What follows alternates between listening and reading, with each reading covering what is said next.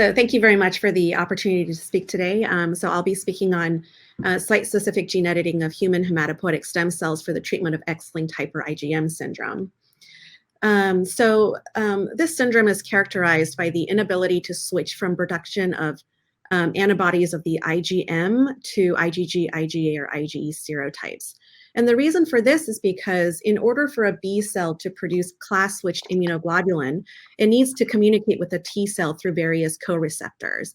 But an absolute requirement is between CD40, which is constitutively expressed on B cells, and CD40 ligand, which is expressed on T cells upon immune activation. And so defects in CD40 ligand are what account for the X-linked form of disease.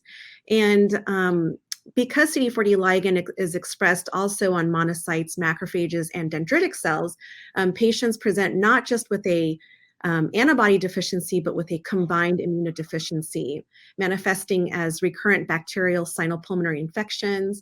40% of patients present with pneumocystis jirovecii pneumonias, invasive gastrointestinal infections, oftentimes with cryptosporidial species, autoimmunity, and cancers.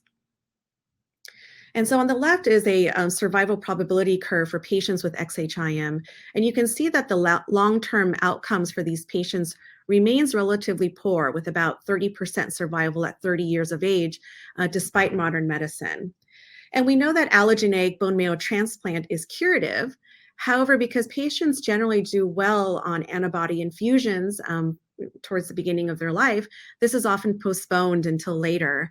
And at that time, then the question is, there's unstandardized transplant timing and conditioning regimens, but also patients can now have reactivation of chronic infections, worsening of pre-existing lung damage, and these patients often tend to suffer from graft versus host disease when they undergo allogeneic bone marrow transplant.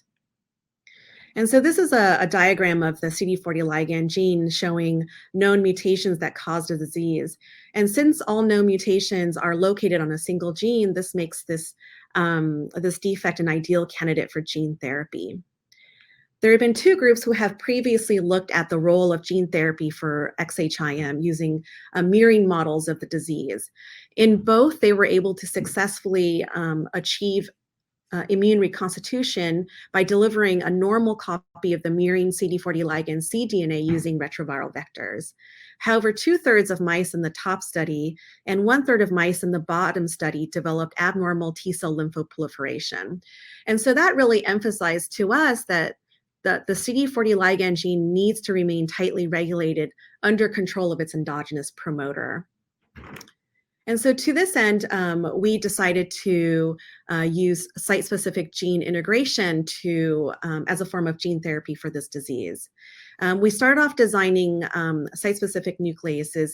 Initially, we were working just with TALENs, but really have fully moved over to the CRISPR-Cas9 platform. So these nucleases would bind to the 5' region of the CD40 ligand gene. This would result in double-stranded breaks that can be corrected either through non-homologous end joining, which is error-prone, or if you utilize the sequences surrounding the cut site as homology arms to flank a normal copy of the human CD40 ligand cDNA, you could promote homology-directed repair and allow integration of this corrective cassette at its endogenous location under control of regulatory and promoter elements. And so we started off by screening several guides that bind to the 5' region of the CD40 ligand gene. We took the top 4 guides with the highest levels of allelic disruption and analyzed them for off-target activity using GuideSeq. And as you can see in the data below, that we really only had one guide that had no off-target activity in K562 cell lines. And so because we had always been interested in moving this towards the clinic, we did delve into the off-target activity of this particular guide a little bit more. And so this included repeating GuideSeq using chemically modified guides from Synthago, as well as both wild-type and high-fidelity Cas9s in both K562 cell lines and KG1As. And as you can see on the top, that there were never any off-target sites identified in any of these samples compared to a known low-performing VEGF guide shown below. We also looked at off-target activity of this guide in primary hematopoietic stem and progenitor cells using Discover-Seq.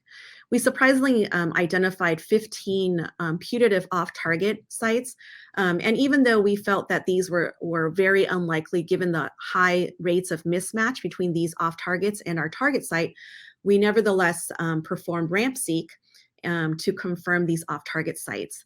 And as you can see in the graph below, despite high levels of on-target activity shown in that bar on the very far left, that most of the off-target sites that were identified by Discover-Seq are below the level of detection, the limit of detection for this assay. And those that are within the limit of detection, there is no significant difference between mock-treated and CRISPR-RNP-treated samples. And so we moved forward with this particular guide that cuts at the very beginning of exon 1. And we utilized T cells derived from patients with X-linked Hyper-Igm. And so with CD40 ligand shown on the x-axis, you can see that healthy individuals express high levels of CD40 ligand when their T cells are stimulated with PMA and inomycin. Untreated T cells from XHIM patients do not express CD40 ligand, while T cells from patients that are treated with the CRISPR-RNP and an AAV6 to deliver a corrective CD40 ligand cDNA donor now have restored CD40 ligand expression. We also wanted to assess the behavior of this restored CD40 ligand protein to ensure that it behaved physiologically. And in order to do this, we cultured edited cells for a prolonged period of time after editing and let them come to rest and then re-stimulated them at regular intervals. And as you can see in this figure on the bottom left, the light purple dots represent resting cells, while the dark purple dots represent stimulated cells. And this ensured to us that our transgene was behaving physiologically and likely under control of the endogenous CD40 ligand promoter. And finally, we wanted to make sure that our transgene could function properly. And in order to do this, we assayed for its ability to bind to soluble chimeric CD40 in a flow-based assay. And as you can see on the right, these gene-modified patient T cells behave similarly to healthy controls shown on the left. One thing we had always noticed with our transgene was that the MFI of the CD40 ligand expression, as well as binding to soluble CD40, was always lower than healthy donor T cells. So you can see that healthy donor T cells are shown here in the green, and our XHIM edited T cells are shown in gray. And so we sought to improve our donor by adding a truncated intron as well as a larger portion of an intron. And you can see that we can restore expression of CD40 ligand and its function to wild-type levels. And this may not be particularly important in an in vitro setting or in a setting in which we can achieve very high rates of gene modification in vivo. However, with current rates of in vivo gene editing, which tend to be on the lower side, this may turn out to be significant. We then moved the system into GCSF mobilized peripheral blood stem cells from healthy donors.